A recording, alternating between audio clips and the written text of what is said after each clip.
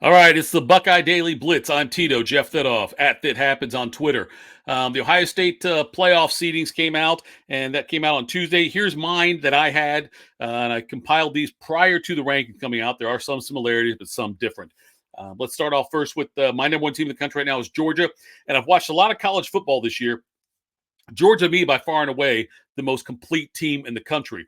In an era where teams routinely score 40, 50, sometimes even 60 points per game in a game, the Bulldogs have not allowed more than 13 in a single game.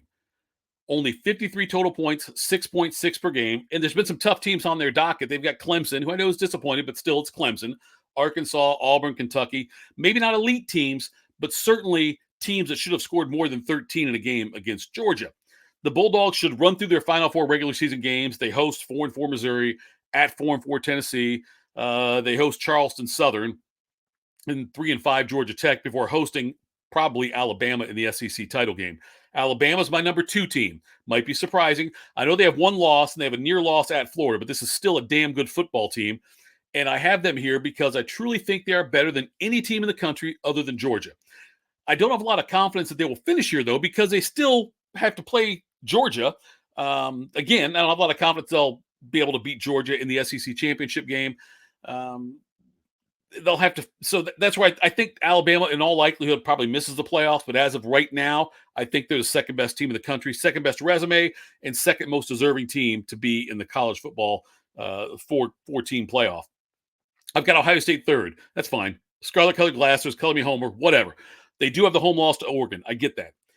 After 4 games, they did not look like a playoff caliber team to me. So after those first 4 games, I did not think they would be here now where they're at. But the way they played since then vaults them to this number 3 spot. They've averaged more than 50 points a game for the last 6 games. They're allowing a Georgia-esque 13.6 points per game and giving up less than 2 yards per carry during that time. In the last 2 games, Indiana and Penn State. I know Indiana's been disappointing this year. Penn State's a good team, though. Those 2 teams have rushed for a total of 67 yards on 66 carries. So barely over a yard a carry. C.J. Stroud's a legitimate Heisman candidate. Travion Henderson looks like the best true freshman running back for Ohio State since Maurice Clarett. And the Buckeyes are in Lincoln to take on Nebraska this week at noon Eastern time. They host Purdue the following week.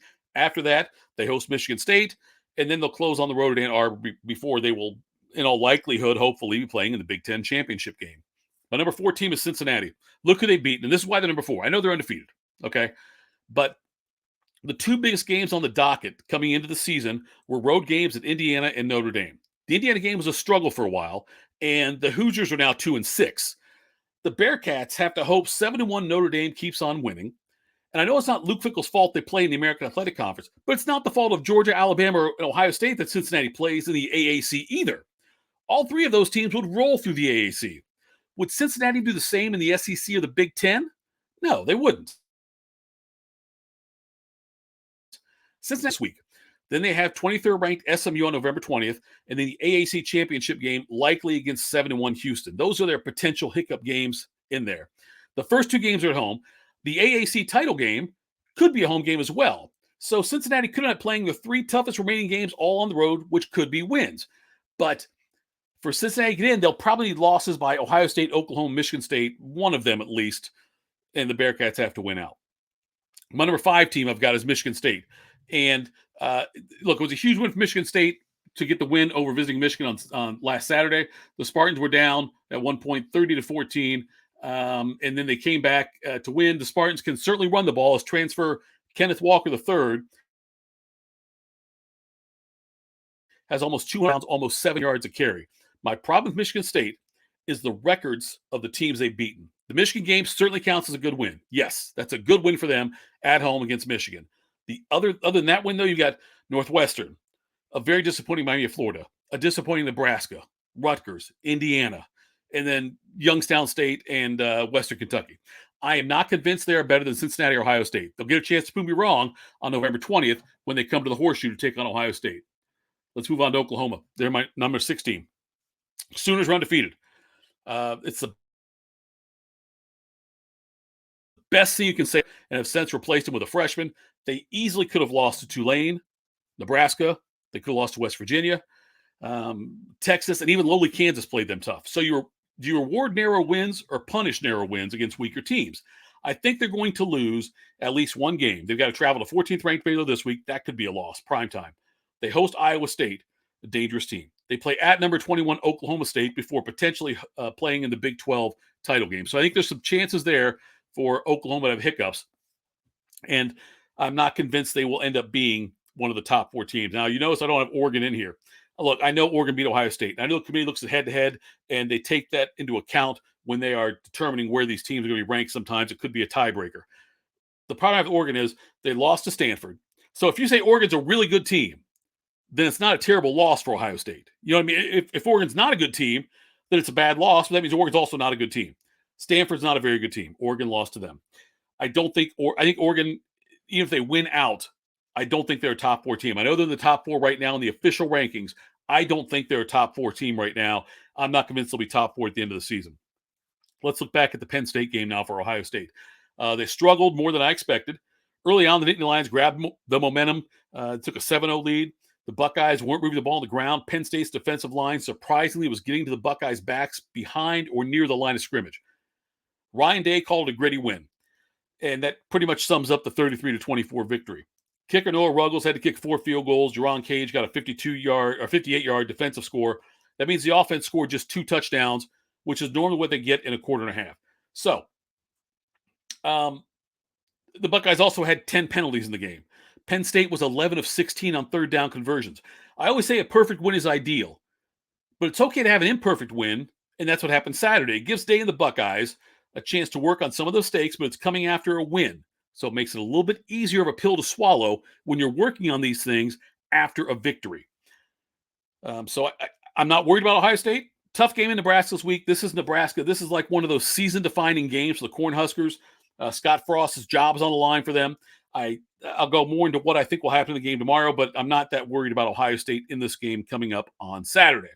Okay, ready to talk hoops? The Buckeyes men hosted Indianapolis in an exhibition on Monday, picked up an 82-46 expected win. Sophomore Eugene Brown, the third, 15.7 rebounds. E.J. Liddell had 12 points, 9 rebounds. Zed Key also 12 and 9. It's an exhibition, so nothing to get too excited about. But Chris Holtmann has done a fantastic job recruiting, and although the Buckeyes aren't going to win the Big Ten, look, the Big Ten is loaded this year. Michigan, Purdue, Illinois, Indiana looks better than they have in recent years. Mike Woodson now the head coach there. It is, not to mention Izzo and the Spartans. Oh my gosh, it's a loaded Big Ten. It is the deepest conference in America in college hoops, bar none. It is the deepest one.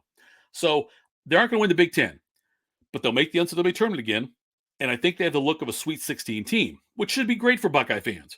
Look, playing in the Big Ten and also having games on the schedule against teams like Xavier, Duke, and Kentucky will help this team get ready for the Big Ten tournament and also the NCAA tournament. Last year, I know they were a 2 seed, ousted by a 15 seed. I get it. Not going to happen this year. I don't know if Ohio State will be a 2 seed. They might be a 3 or a 4 because of how tough the Big Ten is and how many losses they'll have on their schedule by the time March rolls around. The Buckeyes did make some noise in recruiting by getting a commitment from George Washington III from Christian Academy in Louisville. He's the number 24 prospect in the 2023 class, so he's not next year, year after. He's the highest-rated prospect for Holtmann since taking over Thad Matta, and the highest-rated prospect the Buckeyes have secured since D'Angelo Russell came here, also from the Louisville area. He's a 6'2 guard, and like I say, he is a lethal shooter from behind the arc. So great get for Chris Holtmann of the Buckeyes.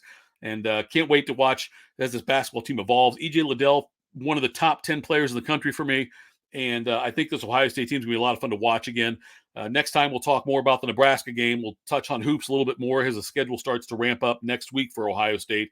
And we'll also dabble in some of the Ohio State women's hoops and what's going on there with Coach McGuff. So we'll do all that. Thanks for tuning in. The Buckeye Daily Blitz. I'm Jeff Thitoff. Tito, they call me. @ThatHappens on Twitter. Give me a follow. Would love to hear from you. Have a great weekend, folks. I'll talk to you tomorrow about Nebraska and Ohio State.